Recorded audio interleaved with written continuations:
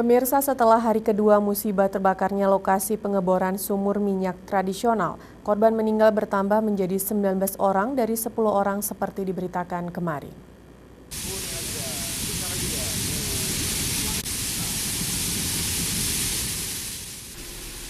Pasca insiden meledak yang kemudian terbakarnya lokasi pengeboran sumur minyak mentah yang dikelola secara tradisional, korban yang meninggal bertambah menjadi 19 orang.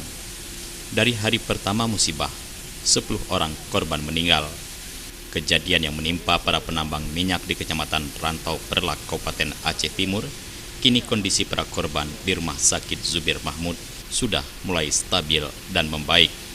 Dari ke-22 korban yang dibawa ke rumah sakit, 2 diantaranya meninggal dunia. Selain itu, 6 korban yang dirujuk ke Rumah Sakit Zainal Abidin, 1 menghembuskan nafas dalam perjalanan di kawasan Gunung Selawah, Aceh Besar. Sementara itu yang dirujuk ke Rumah Sakit Zubir Mahmud sebanyak 16 korban dan ke Rumah Sakit Sultan Abdul Aziz Perlak. Dari 16 korban tersebut, 1 dinyatakan meninggal dunia. Berdasarkan keterangan Kepala Badan Penanggulangan Bencana Daerah, korban kebakaran yang meninggal telah bertambah menjadi 19 orang. Jumlah tersebut didata awal karena pihaknya belum dapat melakukan penyisiran ataupun pencarian korban di radius 10 hingga 5 meter dari semburan api tersebut. Kronologis kejadian saat ini sedang diselidiki pihak kepolisian.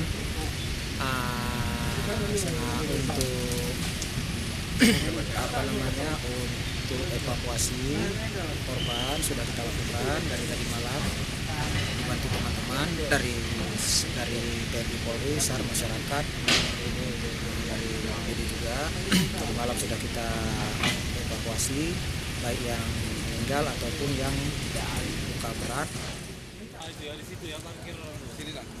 Dari Kabupaten Aceh Timur, Kontributor Aceh TV melaporkan.